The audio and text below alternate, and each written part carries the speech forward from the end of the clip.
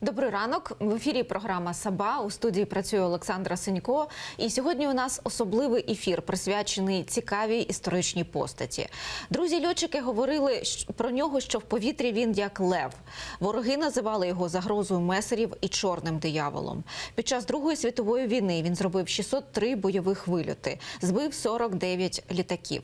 Національний герой кримсько-татарського народу, двічі герой Радянського Союзу Ахмед хан Султан. Сьогодні про значущість його постаті ми говоримо з моїм першим гостем. Андрій Іванець, історик. Вітаю вас. Пане Андрію, от перше запитання. Особисто для вас, що означає постать Ахмед хан Султана? Так, ну це надзвичайно яскрава і така потужна постать часів Другої світової війни. Льотчик-ас, справжній чоловік, людина, яка вміла орієнтуватися дуже швидко в надзвичайно складних ситуаціях. Людина, який просто, окрім того, що в нього були дійсно такі надзвичайні здібності для володіння технікою, вміння реагувати на ситуацію в небі і на землі, він, власне, все ж таки, ну, так здається, його щось ще берегло, бо він настільки часто бував на межі просто життя і смерті в своїх польотах і в своєму житті, і він все це пройшов. Він пройшов, зрештою, всю радянсько-німецьку війну, Велику Вітчизняну війну. З першого дня він був в небі 22 червня 1941 року. Він у складі 4-го авіаційного полку, він вже здійснював вильоти, і розвідувальні, і штурмові вильоти. І закінчився його бойовий шлях вже в небі над Берліном. Він пройшов всю війну, брав участь просто в безлічі боїв. Ви самі тільки що назвали цифру, вдумаємося. 603 вильоти і понад 150 бойових вже таких зіткнень в небі, а ще ж були і штурмовки якби наземних цілей. Це взагалі приклад і надзвичайних здібностей як людини, і про бойової майстерності, і певного такого везіння, про просто того, що йому і щастило також. Угу. А скажіть, скільки йому було років, коли розпочалась війна? От, власне, в якому віці він зустрів війну і в якій країні, власне? Він народився в Криму, в Алупці в 1920 році. І на початку війни, відповідно, йому було трохи більше 20 років. Його четвертий... Тобто майже студентом, тобто вчорашнім студентом він зустрів... Ну, він не був студентом, це певний такий момент був складний в його біографії, ми можемо пізніше повернутися. Він закінчив 7 класів школи в Алупці, пізніше він навчався в фабрично-заводському училищі, в такій робочій школі в Сімферополі 2 роки. І він паралельно навчався в аероклубі. Оцей потяг до неба в нього народився ще в Сімферополі. Він навчався і потім працював слюсарем в депо Сімферополя, Сімферопольському депо, і паралельно навчався в цьому клубі, аероклубі, який був в кримській столиці. І коли в 1939 році він потрапив в армію, він поступив в Качинську авіаційну червоно-прапорну школу. Це стара авіаційна школа, яка існувала ще до революції, там були традиції підготовки. І він її закінчив в 40-му році. Оце, власне, його освіта на момент війни. Тобто це середня освіта, певний робочий досвід і його вже навички, які він безпосередньо отримував в аероклубі, літаючи над Сімферополем, і у авіаційній школі. Тобто, от звичайні такі теоретичні знання, потяг до неба, такий відчайдушний характер, і от розпочинається війна. От за що він отримав свою першу нагороду?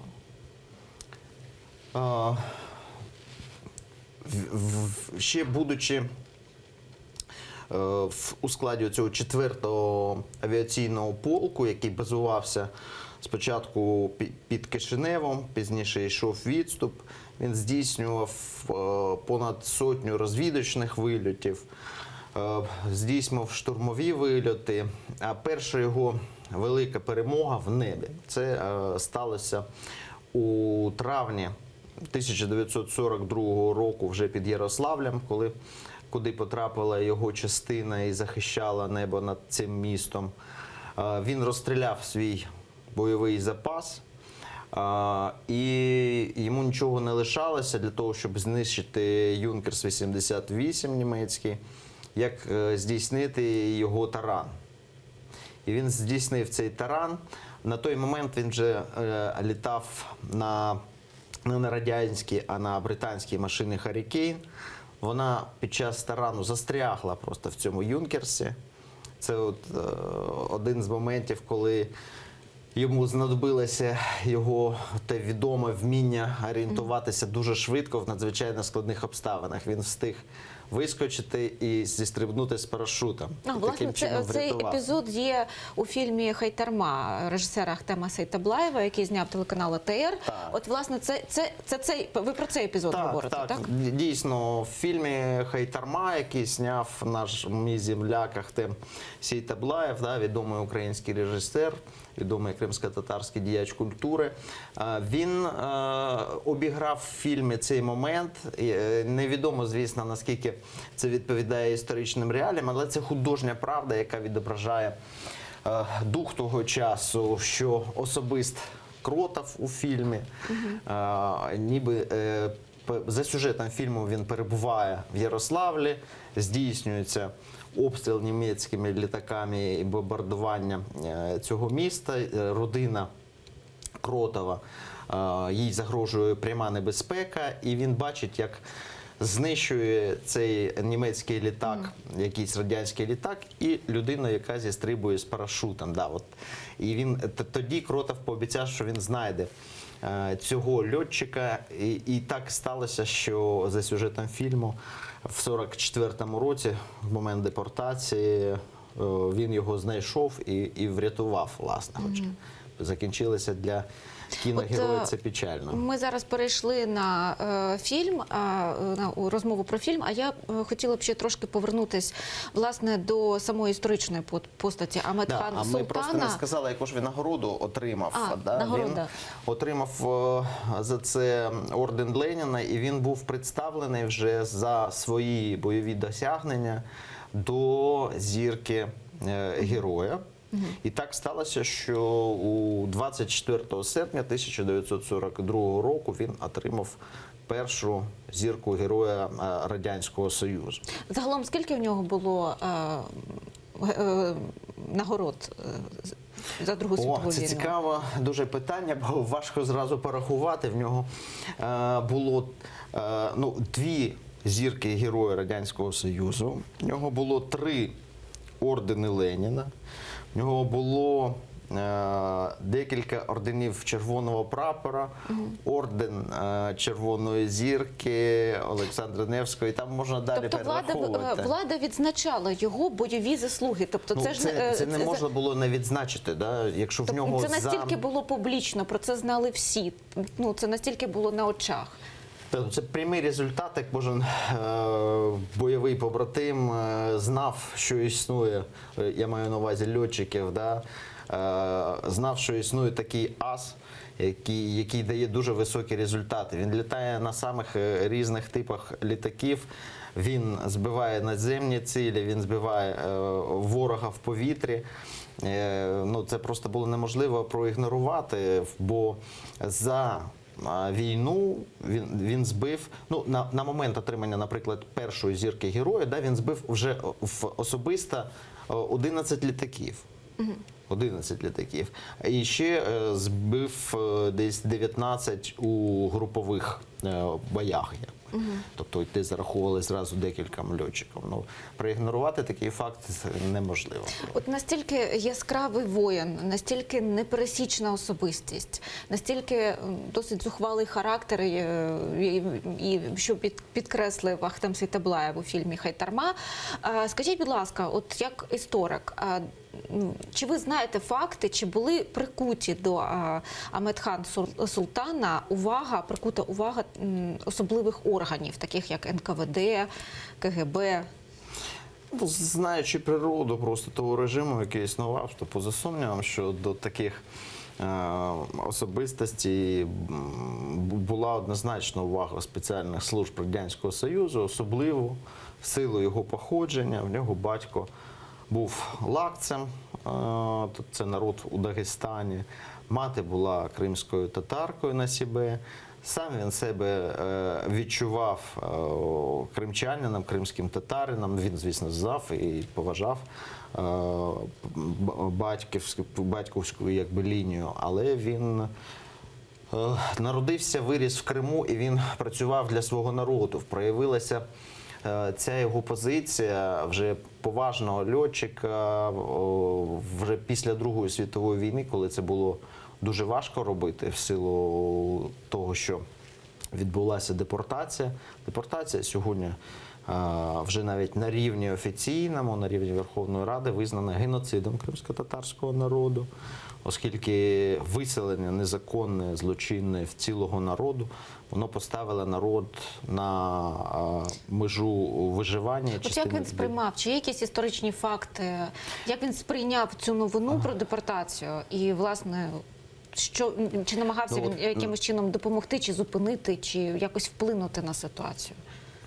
Ну, сталося так, що його бойовий шлях, він пролягав через Україну, через Ростов до Сталінграда, і від Сталінграда, де він знов-таки проявив з найкращого боку, цілу низку літаків німецьких збив, теж ризикував собою. Так сталося, що його збили, він знову зумів вистрибнути вже із палаючого літака, на щастя, зберіг своє життя. І далі він брав участь у звільненні від нацистів земель Радянського Союзу, зокрема вже і Мелітопольську операцію, Кримську, в боях за звільнення Севастополя. Тобто, а Севастополь звільнили 9 травня 1944 року. Тобто він опинився в себе на батьківщині в Криму фактично в момент депортації. Їм дали льотчикам після звільнення Криму певний час на те, щоб набратися сил. Описують, що мали льотчики поїхати відпочивати в Євпаторію, а Ахмедхан запросив і відпросився і поїхав до батьків, звісно, після того, що не бачив рідних 3 роки, як мінімум, да, то хочеться побачити рідних людей, і опинився в ситуації, коли побачив те, що відбувається. Ну, мені важко сказати як історику, бо я не бачив документів, але є оповідь, записана із людиною, яка спілкувалася безпосередньо з Ахмедханом Султаном, що ніби він захищав своїх рідних під час цієї депортації. Це одна версія. І вона, власне, от знайшла відображення у стрічці Хайтарма, да, це от кіноправда, про цю ситуацію. Це такий, якби, ключ для того, щоб привести глядача до розуміння трагічності всього того, що відбувалося. Ну, частина дослідників вважає по-іншому, що не торкнулася так гостро ця ситуація його родини через те, що батько був лакцем, і тому можна було трактувати родину не як кримсько-татарську. Хоча от версія є все ж таки, що родина його в момент депортації була вивезена на батьківщину до генерал-лейтенанта авіації Хрюкіна. На той момент, от ми казали, що на початку війни перший період він воював у складі 4-го винищувального авіаційного полку. В 42-му році він перейшов у 9-й гвардійський авіаційний винищувальний полк. Це була вже збірна асів. Тоді перепусткою було певна кількість збитих літаків, не менше 5. Тобто еліта своєрідна. Так, це аси, це льотна еліта. Ось, і командувач вже 8-ї повітряною армією, до складу якої входила ця частина. Він знав про подвиги Амідхана Султана, він цінував їх, він дав йому дозвіл намалювати на фюзеляжі орла, власне, як не кожен мав право таке зробити, от він йому дозволив намалювати цього орла. Ну і от за однією з версій, в момент депортації просто вдалося відправити батьків на Кубань, звідки походив Тимофій Хрюкін, і вони певний час там перебували. Тобто навіть не бойові нагороди, не вміння льотчика аса, незначущість його для радянської армії. Ну, якби не от людська допомога від його шанувальників, людей, які поважали і визначали його значущість для радянської армії того періоду. Як ви вважаєте, чи була б у нього змога врятувати свою родину? Ну, це ситуація пов'язана з депортацією. Ми не дарма кажемо, що є визначення геноциду, тобто найбільшого злочину, який не має строку давності. Багатьом кримським татарам з нагородами, які були у складі радянської армії, не допомогло уникнути долі депортаційної. Чому ж вони так заважали радянській владі? Чому ж саме вони, саме кримсько-татарський народ? Це велике питання, чому взагалі депортувалася ціла низка народів в Радянському Союзі. І в 44-му ми побачили, що було депортовано одразу ціла низка народів, які проживали на Кавказі і в Криму, і етнічних груп. Бо із Криму депортували ще з 41-го року німців, в 42-му році на межі 41-го, 42-го, 42-му італійців.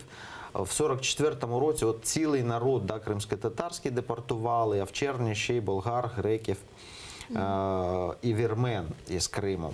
Тобто це відбулася ціла етнічна чистка цієї території. Абсолютно було зачищено від багатьох представників наразі, народів. повертаючись до сьогоднішнього дня, можна якісь провести аналогії з тим, що відбувається у Криму Сьогодні зараз? набагато ясніше. Просто якщо казати про 44-й рік, то одна з версій, що Радянський Союз готувався до війни із Туреччиною за проливи. Це стара імперська мрія, захопити Босфор і Дарданели. І якби йшла зачистка територій, які могли потенційно з точки зору Кремля, ніби вони могли бути нелояльними. І таке відбувалося. Ну, офіційна версія відома була, що це ніби там народи-зрадники і тому подібні, власне, такі злочинні підходи декларувалися. Сьогодні все набагато ясніше. Сьогодні, на превеликий жаль, склалася драматична ситуація після тимчасової окупації Крима Росією. В Криму Крим перетворюється на півострів страху. І окрім загалом порушення громадянських прав і свобод тих громадян України, які там перебувають, є ще дві етнічні спільноти, які піддаються особливим репресіям, особливій дискримінації в Криму. Це якраз корінний кримсько-татарський народ і етнічні українці, спільнота етнічних українців. Кримські татари, якщо ми подивимося на статистику, сьогодні серед політв'язнів, серед тих, хто піддається адміністративним переслідуванням, іншим судовим таким переслідуванням, то ми побачимо непропорційно багато саме кримських татар. І ми знаємо прекрасно, що російська влада незаконно заборонила діяльність органів національного самоврядування кримських татар, тобто Меджлісу кримсько-татарського народу і Курултаю, які офіційно визнані в Україні як органи самоврядування кримських татар. І Україна подала позов щодо дискримінації, зокрема, кримськотатарського народу і українців. І було рішення минулого року Міжнародного суду Організації Об'єднаних Націй, проміжне рішення для того, щоб забезпечити цей позов України. У нас, на жаль, залишається дуже мало часу, але я от, пане Андрію, хотіла задати вам питання як історику, як досліднику. От ви знаєте, дякую вам, що ви нам трошки розповіли про історичну бойову і історичну значущість постаті Амедхан Султана. А от все ж таки, як дослідник, як ви вважаєте, от Росія, чи буде намагатися, Російська Федерація спробувати або намагатися переписати біографію Амедхан Султана у зручному для себе трактуванні під сьогоднішній день? От ваша думка як дослідника. Ну, я думаю, що просто сьогодні та політика інформаційна, агресія інформаційна, яка здійснюється Російською Федерацією, не тільки інформаційна, вона часто робить токсичними речі, ну ніби нейтральними. Да. Банально в 2014 році виходить книжка Льва Толстого «Севастопольські розкази», і на звороті написано там, ну, а-ля Крим наш. Да? Тобто, і це в 2014 році. Да? Тобто, здавалось би, далека від сучасності класична література, але вона просто в тому контексті вона стає токсичною. І спроби використати ім'я Амедхана Султана, окупаційну адміністрацію, вони можуть бути. Ми навіть побачили цю зміну, як змінилося ставлення російської влади до самого фільму «Хайтарма», коли спочатку консул Росії в 2013 році казав, що там кримські татари предателі, і не пускав на показ цього фільму соратників Амедхана Султана, льотчиків-випробовувачів, з якими він після війни тісно співпрацював. Пізніше, після анексії, цей фільм було премійовано російською премією Ніко, коли він жив в Україні, отримав в інших країнах. Тобто намагання якби включити його постать вже в російське якесь бачення сучасне, вони є і будуть. І тут можна очікувати якихось негативних моментів також. Щоб зберегти історичну справедливість і історичну правду, телеканал АТР зняв фільм «Хайтарма», режисером якого є Ахтем Сейтаблаєв. І детальніше про цей фільм ми поговоримо після сюжету.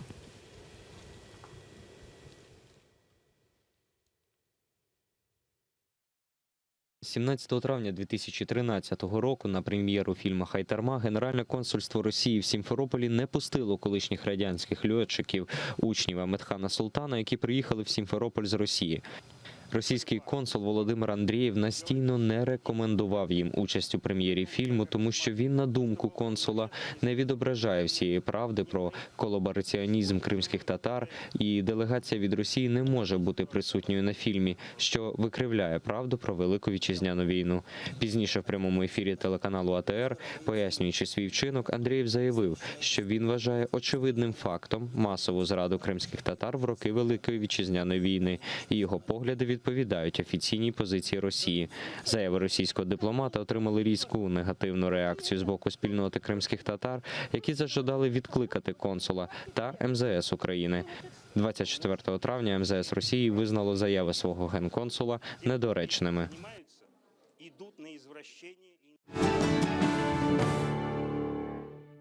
Продовжується програма «Саба» на телеканалі АТР. Особливий ефір присвячений Амедхан Султану. І я вітаю нашого наступного гостя Андрій Самінін, телеведучий і актор, який знімався у фільмі «Хайтарма». Доброго ранку. Пане Андрію, от скажіть, будь ласка, наразі цей фільм і про депортацію, і про Амедхан Султана, він на часі? А як же? Ясно, що він на часі, тому що основною темою фільму є все ж таки депортація. От. І там постає питання, як за одну ніч можливо було вийняти з землі своєї з корінням народ цілий. І там я думаю, що такі фільми вони це вічні теми. Це тема, яку не можна забувати ніколи. А чому ви погодились на зйомки? Що вас привабило у сценарії, у історії, у постаті? Я не міг не погодитися на зйомки цього фільму, тому що тут мова йде про небувалу в історії, про небувалу в історії акцію. Це як, я не знаю, проти людства просто можна. Я не розумію, як взагалі таке могло б статися. Ясно, що є там геополітика, там якісь там моменти, але коли людина живе на своїй землі, її беруть просто виймають з корінням і кудись відсилають.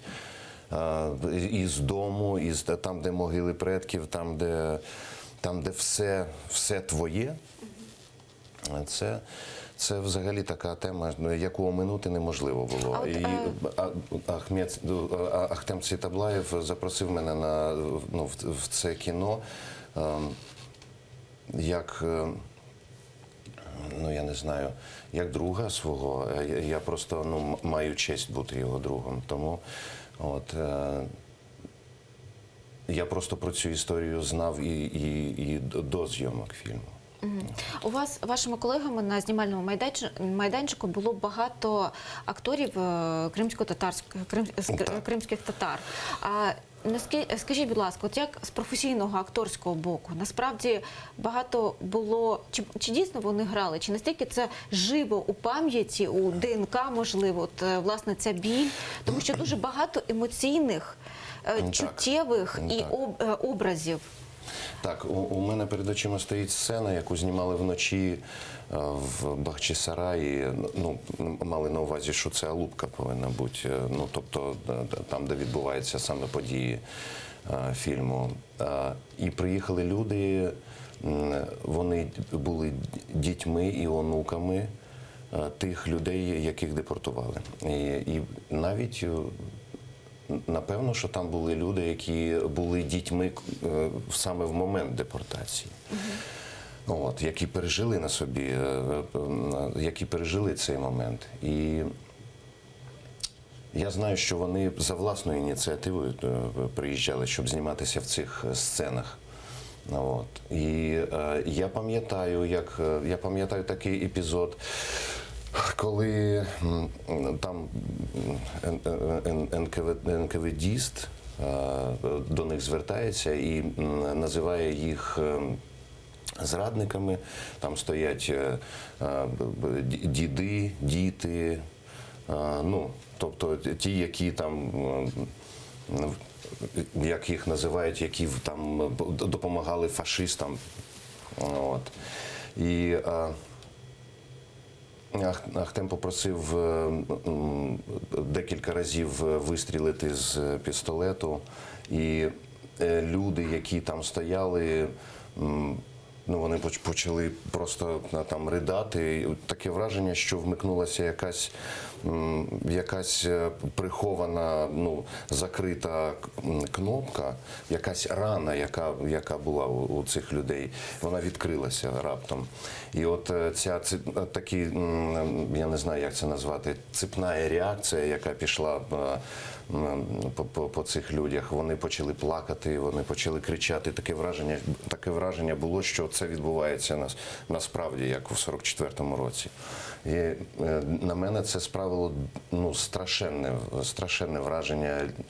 Люди, у яких в пам'яті сидить, і воно нікуди не дівається. Пам'ять про те, що з ними зробили. І здається, якраз Ахтем Цвітаблаєв розповідав про цю сцену, що актор, який грав цього НКВДіста, що йому стало погано. Тобто це справді такий був викид енергії, це так переживалося, що просто актор відчув на собі всю цю енергію. Хоча це ніби гра, а відчувалося, як живе. І колега розповідає, як приходили самі люди, щоб зніматися, і вони приносили з собою речі, Да? Тобто ті речі, які вони із Крима під час депортації вивезли до Центральної Азії, до Середньої Азії, в інші місця. Тобто там в кадри потрапляла оця машинка швейна, яку допомогла вижити одній з родин. Хтось приходив з Кораном, приносив. Це дуже такі моменти просто хвилюючі. Пане Андрію, в мене питання до вас. От ви знімалися разом з Ахтемом Сейтаблаєвим, але все ж таки я хотіла трошки повернутися до постаті Аметхан Султана. І що допомогло Ахтему Сейтаблаєву, власне, втілити цей образ на екран от в той період, коли, власне, відбувалась депортація? Тому що, які реакції були у Аметхан Султана, як він реагував на те, відреагував таким чином, що неможливо було це не передати на екран, тому що насправді блискуча акторська робота. Так, але коли ми говоримо про кіно, ясно, що ми маємо справу з художнім образом. Як кажуть, що правда одна на землі, що немає художньої правди, немає правди історичної, вона все одно десь в якихось там пунктах збігається як емоційний вплив. І я зараз чув, що колега розповідав про те, що навіть у істориків є розбіжності саме в хронології того, що робив в цей день і в цю ніч Аметхан Султан. Але перед Ахтемом стояла задача зробити, як виразити те, що переживає весь народ, через одну людину. Тому для вас особисто це який епізод? Для мене особисто це епізод саме на цій площі в Алупці, де Аметхан шукає своїх рідних. У якому стані він перебував в цю хвилину? Я пам'ятаю, що навіть була придумана така, щоб зробити дощ, який лив, таку зливу, щоб емоційно передати той струс, який переживає головний герой. І, звісно, його побратим, льотчик, його відомий, який приїхав з ним в Алупку, якого я граю. Він з ним знаходиться в цій ситуації. І не дарма Ахтем робив це як сценарний хід, тому що він хотів, щоб в ситуації депортації існував не тільки кримський татарин, а і людина, яка не є кримським татарином. Тобто, щоб цю ситуацію можна було ще побачити очима людини, яка не є вихідцем з цього народу, не є сином цього народу. І він хотів, щоб людина, яка нібито зі сторони на це дивиться, щоб вона теж була шокована. І воно так і відбувалося. Тобто Аметхан, який продирається крізь людей і шукає свою сім'ю, але поряд з ним теж виходить, що його сім'я. Це така по задумці дуже сильна була історія, коли навіть у мене там була така сцена, коли навіть ми його заспокоювали, коли там до борту, до машини, ми його притискали і казали спокійно, там все, коли він готовий був там. Я пам'ятаю, що він там шукав сестру. Мати вже була в машині. Це треба просто згадувати по кадрах цю штуку. Що він навіть готовий був там бігти, там кидатись на когось, розірвати на частини. От, пане Андрію, у мене питання до вас як до актора. От у фільмі ваш персонаж, ви граєте друга Амедхан Султана, Так. і ви допомагаєте йому врятувати його родину і відкрито йдете на конфлікт з представниками радянської влади, з НКВД, з НКВС. От скажіть мені, як актор, як людина, чим ви для себе пояснювали мотивацію вашого персонажу? Ну, мені було це не важко зробити, тому що якщо це мене торкається, якщо я так реагую на цю трагедію, то звісно, людина, яка була б яка була б на моєму місці сьогодні, то і в той час, якби я був на місці цієї людини, я б реагував точно так же. Так що особливої проблеми в мотивації не було. І просто там навіть підкреслено було, що вони герої Радянського Союзу. Але їх не боялись НКВС. Не боялися, але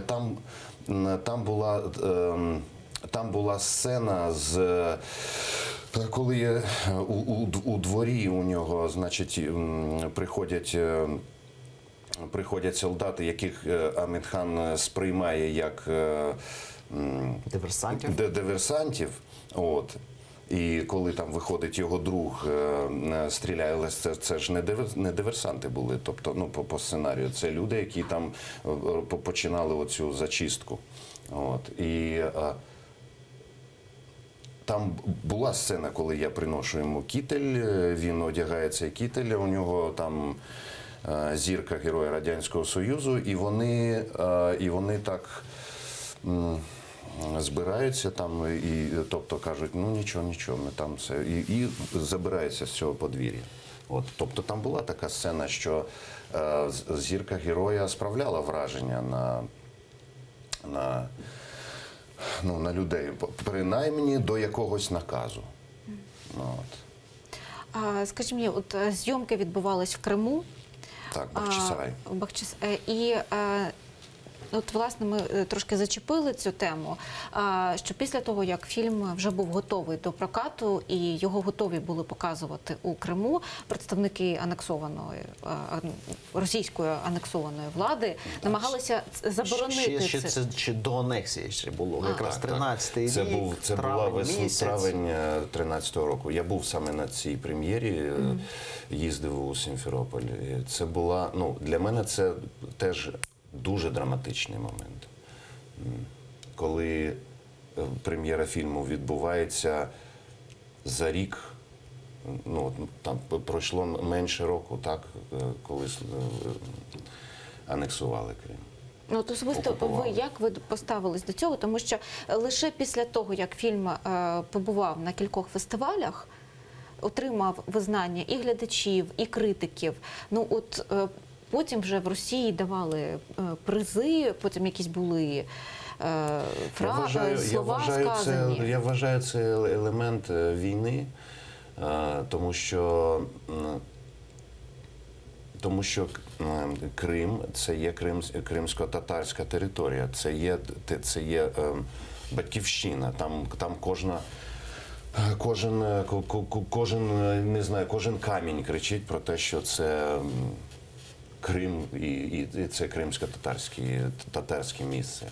Але там залишаються люди, які там живуть, кримські татари. І напевно, що я просто актор, я не розбираюся в тонкощах там цієї гри, але напевно, що це є підкуп якийсь. Так, це ідеологічне загравання. Спочатку ще в 2014 році намагалися перетягнути на свій бік кримських татар. А кримські татари, вони після десятиліть самоорганізації, боротьби за право повернутися в Крим, це така дуже самоорганізована громадянська спільнота. І вони не вписуються просто в той авторитарний режим, який існує в Росії в принципі. Да? Якась незалежна від влади спільнота. Це взагалі нонсенс для Росії. Тому на окупованій території це для них велика проблема. А тут вони ще й політичну позицію займають, як значною мірою спираючись якраз на міжнародне право. Міжнародне право, звісно, такі дії не схвалює, агресивні, тим більше там якісь переділи в Європі територіальні.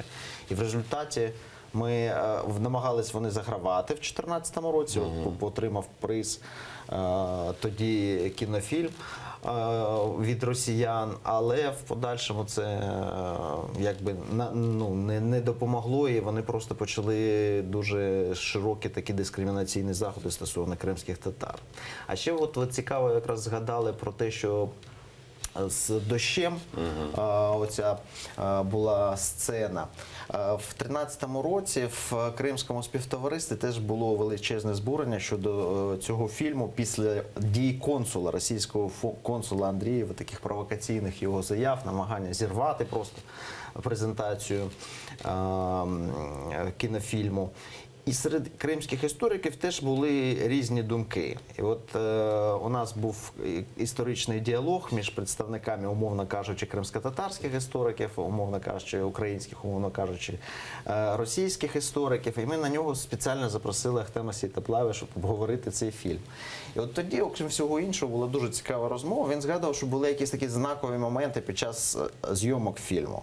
Здається, під час знімання сцени з похованням, то він побачив орла, да, а орел був на фюзеляжі у Амітхана Султана. Да, і це була початкова сцена. Що він кружив над знімальним майданчиком. Тобто, можливо, якимось чином згадка. Таке, хто хоче сприймати за співпадіння, хто хоче сприймати за знаки, але так сталося. І під час зйомок фільму, сцени, точніше, з дощем, то були замовлені якісь машини, які мали працювати, але це все, звісно, коштує грошей, що в певний момент просто пішов дощ, Так. відзнята була сцена і дощ закінчився. Так. Тобто сама природа якби сприяла, так вийшла зйомкам цього фільму. Я б хотів ще там з приводу Ніки. Я не знаю, я вважаю, що фільм «Хайтарма» він і 22, і 30 Нік заслуговує з цього приводу. Ну, як професійна відзнака, мається на увазі, то фільм заслуговує, безумовно, цих нагород. Так, безумовно. Тобто це не тільки там, ідеологічні якісь там приманки, але, можливо, дійсно... Але просто тут в чому питання? В 13-му році на фестивалі в Казані кіно мусульманського цей фільм мусив бути в програмі і відкривати цей фестиваль. Так, цю і ось історію теж тоді я знаю, на цьому фестивалі, кінофестивалі, мистецький захід, і тут ніякої ж політики ніби не має бути. Раптом цей фільм знімають. Так, Поза І його конкурс показали поза конкурсом без обговорення. Тобто не отримати нагороду він не міг, ні навіть нормального спілкування. Да? Тобто було там побоювання. ясно, що- І На з'ясувалося... жаль, панове, на жаль, у нас залишається дуже мало часу, і в мене до вас обох одне запитання. Я хотіла б повторити питання, яке от звучало у вашого героя, яке він адресував Амітхан Султану. Ну що, боротися будемо? Ясно, що будемо. Що ж ми робимо? Ми зараз це робимо. Я думаю, що однозначно, да, це питання Криму, питання, зокрема, яке є питанням корінного кримськотатарського народу, це питання не тільки кримськотатарського народу, не тільки України, да, чия це територія за міжнародно визнаними всіма нормами. Це питання взагалі світового значення, оскільки вперше після Другої світової війни порушені кордони в Європі. Це підрив всього світового порядку. Тому завдання всього світового співтовариства для того, щоб відвернути загрозу великої війни, просто відновити дію міжнародного права стосовно Криму. Андрій Іванець, Андрій Самінін були гостями сьогоднішнього ранкового ефіру. Щиро вам вдячна. І від історичної правди до подій, які завтра вже стануть історією, розкаже мій колега Ескандер Маметов. Зараз випуск новин «Заман».